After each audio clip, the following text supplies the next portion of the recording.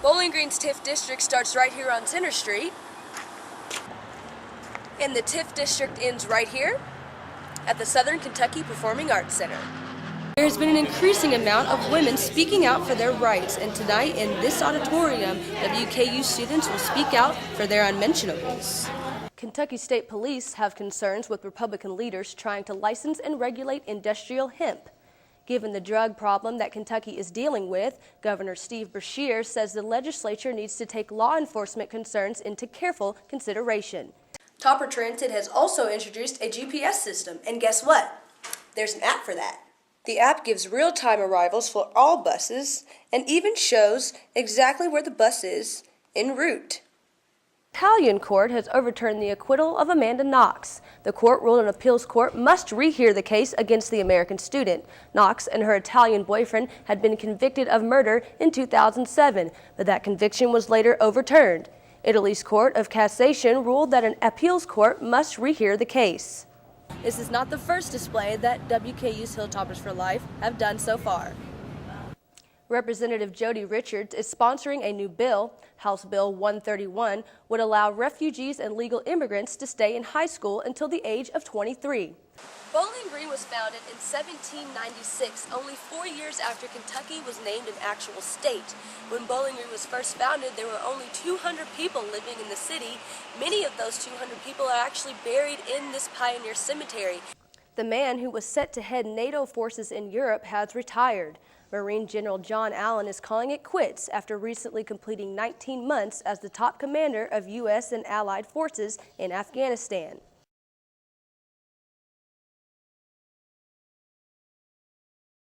The student group Hilltoppers for Life hosted Life Week last week to raise awareness on abortion and took a pro-life stance on the issue. The pro-life versus pro-choice decision is always a controversial one, and Hilltoppers for Life took it one step further, presenting the colonnades of the innocents. They covered the colonnades with red and black, spelling out the word life, and have also placed a popsicle stick cross on each bleacher seat to represent the on-average number of 3,700 abortions each day. According to the Center for Disease Control, women ages 20 to 25 account for a majority 33% of all abortions. Each cross represents one baby that's been aborted in America each day, one family that's been shattered, and one woman who's been broken. We definitely try to make sure that it's not just on the baby. We don't want the focus to be too one-sided. We care about the women, we care about the families, we care about the culture. The Hilltoppers for Life also asked students about their stance on abortion, posting whiteboards around campus to create discussions. Students both pro-choice and pro-life were offended by the demonstration. I'm pro-life, but I am offended by what they do at the colonnades. I think it's a really big decision, and being mean and hateful towards women who do it is not the way to stop it. Hilltoppers for Life President John Soules said they chose this semester as their first public demonstration because it is the 40th year of legal abortion in America, coinciding with the biblical number 40. During WKU's homecoming festivities last Friday, the student group Hilltoppers for Life invited a display to the Hill to promote pro-life views on abortion. Created Equal is a group who travels to campuses. Their aim is to fight what they call contemporary age discrimination. The group classifies abortion as age discrimination of a young fetus who cannot speak for itself. The display consisted of multiple blown-up images of mangled, aborted fetuses. This is not the first display that WKU's Hilltoppers for Life have done so far. Many spectators were shocked, sparking discussions and sit-in protests centered around the display. Students were unbelieving of the display and that something of this nature would be allowed on WKU's campus, especially during homecoming week. WKU sophomore Amira Bryant was appalled by the images. I think it's disgusting. They could have warned someone ahead of time before they did this, or just not have these images out here at all. I mean, I was about to go eat. Created Equal said they were simply expressing their First Amendment right. Just as Created Equal expressed its First Amendment right freely, the student body followed suit. WKU returning student, husband, and father of 3, Brandon Williams, said that Created Equal and Hilltoppers for Life are heavily biased and should pay more respect to women carrying the child. They're more concerned about something that's not even living, that's in the past, and like trying to, I don't know, it's almost, if this is like Christian-led, which it sounds like from over there, like we're being damned to hell if we allow something like this to happen. We're not really focusing on what's really important. Like, we're talking about 9 million children that don't have health insurance right now, or what about the kids, you know, that are in and out of CPS, you know, like I don't see them out here worrying about that factor because those kids are alive right now. Harrington said the fact it was homecoming week was just a coincidence. The display wasn't planned that way. He said the First Amendment does not take a break because of campus events. For News Channel 12, I'm Jasmine Taylor.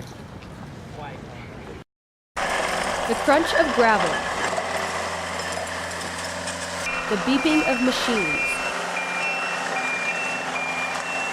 Sounds that have become all too familiar to Bowling Green residents and WKU students. All the noise is thanks to Bowling Green's TIF district, or Tax Increment Financing District, a redevelopment project spanning 40 acres. Bowling Green's TIF district starts right here on Center Street, and the TIF district ends right here at the Southern Kentucky Performing Arts Center. In the last 15 years in particular, I have been directly involved in all of the renovation and construction on campus in one way or the other. The TIF district project started back in 2007 as a means to revive downtown Bowling Green. If the district reaches $150 million in investments by 2014, the state will grant an 80% tax reimbursement. Now, these projects only work when there is an adequate amount of development and investment in the TIF. And so that's why it's important that all these projects compile enough to reach the threshold. WKU is breaking ground on Block 12 of the TIF district. Projects including the Augustine Alumni Center, off-campus apartments, and a new location for fraternity and sorority housing. Western is not only expanding into the TIF district, but making improvements on campus as well. The latest project, DeRoe Downing University Center, also known to students as DUC. The new DUC is scheduled for occupation in 2014. I think it's been going in a tremendously positive direction, and it's been enjoyable to be a part of it. For News Channel 12, I'm Jasmine Taylor. So what began as a 2-bus system 18 years ago is now a 12-bus system, 6 different routes that operate, 3 during the day and 3 in the evening. WKU was named the fastest growing university in the state of Kentucky 13 years straight. With so much expansion in size and numbers, it's only natural to upgrade, and that includes the school buses. That's probably the best description of them would be a school bus. They had a single door. They had a slightly different body style. Topper Transit has evolved from just a ride around WKU's perimeter. The goal of the revamped bus line is to make life a little easier for students and staff, providing rides all over Bowling Green and even to Nashville Airport, making a personal car almost obsolete. Topper Transit has also introduced the Purple Line, or a safe ride home, a route that runs strictly on the weekends. You know, we realize that students are going to have fun on weekends, and what we want to do is allow them to have that fun as safely as they can, not put them in a situation where they're behind the wheel. Topper Transit has also introduced a GPS system, and guess what? There's an app for that. The app gives real-time arrivals for all buses and even shows exactly where the bus is en route. And the predominant generator of where people want to go is to the university. It's been a big success. For News Channel 12, I'm Jasmine Taylor.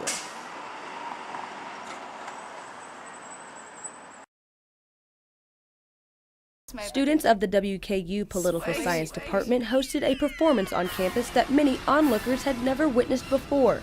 A drag queen show hosted by the Twisted Tap, a local college bar in downtown Bowling Green, who appropriately changed their name to the Twisted Tranny in support of the event. Since we didn't advertise it, it was kind of like we threw it in their face. And I know that a lot of them have never seen a drag queen before. With the recent review of the Defense of Marriage Act in the Supreme Court and the social challenges the LGBT community faces on a daily basis, the Twisted Tranny decided to speak out on marriage equality. Of course, once you get to know them, it's really hard not to be on their side. They're really great people, and they're just like anyone else. Arguments against it seem rather illogical for the most part. And it just seems like they're hanging on to a lot of the past. I think it's so silly because it's like they're bringing religion with the government, and I thought it was a separation of church and state. Straight people don't know what they have with the luxury of marriage and being able to marry who you love. The Twisted Tranny drag queens were adamant to explain that being gay is not a choice. They, like many other LGBT citizens, believe they were born that way. Yeah, it's not a choice because you don't wake up on the other side of the bed and be like, oh, I want to be gay today or transgender. I mean, it doesn't happen that way. The band Space Capone has graced many stages in downtown Bowling Green. Here's a look at the show they put on recently on what they said was the smallest stage they've ever jammed on. 1 drum set, 1 saxophone, 1 trumpet, 2 keyboards,